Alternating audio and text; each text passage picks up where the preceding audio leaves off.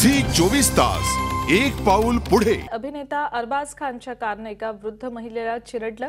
चंद्रबाला असे या महिलेचं नाव असून ती रस्त्यावर राहत होती। रात्री 12:30च्या सुमाराला वांद्र्यात ही घटना घडली। या प्रकरणी वांद्रे पोलीस ठाण्यात गुन्हा दाखल करण्यात आला। पोलिसांनी ड्रायव्हर धनंजय पिंपळेला अटक केली होती। त्याला जामीन मंजूर करण्यात आलाय। त्याला न्यायालयीन कोठडी सुनावण्यात आलेली होती। ड्रायव्हर धनंजय नशेत गाडी चालवत होता का याची चौकशी सुद्धा आता करण्यात येते। तसंच या प्रकरणी अभिनेता अरबाज खानसह सोहेल खानची सुद्धा चौकशी होणार असल्याचं सांगण्यात येते। धनंजय पिंपले करके जो गाड़ी चला रहा था उसके खिलाफ हमने मामला दर्ज किया है और ये जो एक्सीडेंट हुआ, एक्सीडेंट के लिए 2 आई विटनेसेस भी पुलिस को मिले हैं और अभी हम बाकी लोगों के भी हम स्टेटमेंट लेना चाहेंगे। यहाँ पे काफ़ी भीड़ लगी हुई थी तो मैंने रोका तो भाड़ा ये देखा क्या हुआ, तो यहाँ पे एक महिला जख्मी पड़ी हुई थी।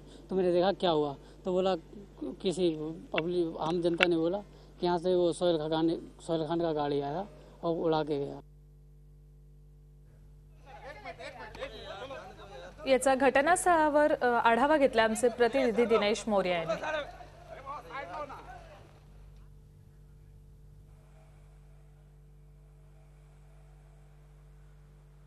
मुंबईच्या बांद्रा भागात रविवारी रात्री 10:30 वाजता सोहेल खानच्या गाडीने एका 70 वर्षाच्या महिलेला चिरडून टाकलेलं आहे। सोहेल खानच्या गाडीचा ड्रायव्हर धनंजय पिंपळे ही गाडी चालवत होता आणि या गाडीने चंद्रबाला नावाच्या एका महिलेला जोरदार धडक दिली आणि त्यानंतर या महिलेला भाभा हॉस्पिटलमध्ये घेऊन जाण्यात आला आणि तिथे या महिला मृत्युमुखी पडली। एकूणच या संपूर्ण प्रकरणी पोलिसांनी धनंजय पिंपळे या ड्रायव्हरला अटक केलेली आहे। या घटनेच्या वेळी सोहेल खान गाडीत नव्हते, पण तरी सुद्धा ही गाडी स्वतः सोहेल खान नेहमी वापरतात, त्यामुळे या संपूर्ण प्रकरणी सोहेल खानचं स्टेटमेंट घेण्यात येणार आहे। त्याचबरोबर या गाडीचे मालक अरबाज खान आहेत, त्यामुळे त्यांचंही स्टेटमेंट घेण्यात येणार आहेत। घटनेच्या वेळी धनंजय पिंपळे हे यांनी अंमली पदार्थाचं सेवन केलं होतं का हे सुद्धा पोलीस तपासून बघणार आहेत। यासाठी त्यांनी धनंजयचं ब्लड सॅम्पल सुद्धा घेतलेलं आहे। एकूणच या संपूर्ण प्रकरणी धनंजय पिंपळेला अटक झालेली आहे आणि या प्रकरणाची पोलीस जी आहेत ती लवकरात लवकर चौकशी करत आहेत।